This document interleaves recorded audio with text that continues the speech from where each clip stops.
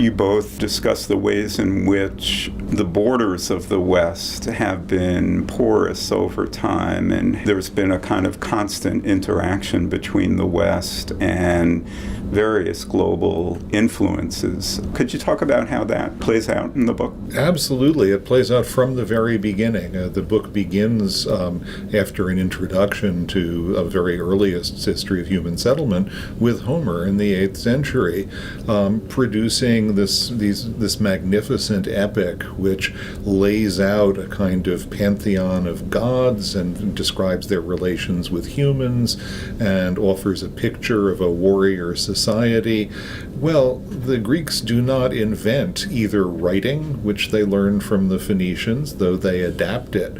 They make it a lot easier to learn by adding signs for vowels, very clever thing.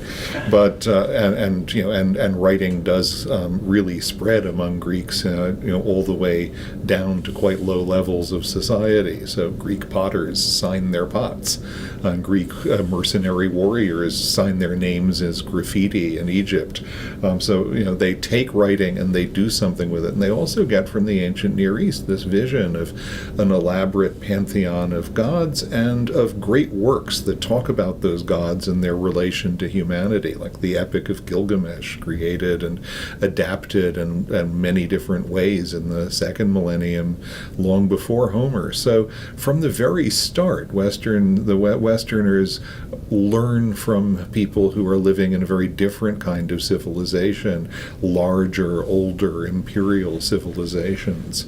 And that's a story which repeats again and again. Once again, in the 12th and 13th centuries of the Common Era, Europeans begin to learn philosophy, medicine, astronomy, technology from the Islamic world, again, from the much more sophisticated, larger societies of the Islamic world. So again and again, these borders, the Christian societies describe themselves as enemies of Islam, and they describe the Islamic world as enemies of Christianity, but in fact they're trading, they're talking, they're learning from each other all the time. Mm-hmm. And by the time the second volume starts, obviously by that point Europeans have circumnavigated the world.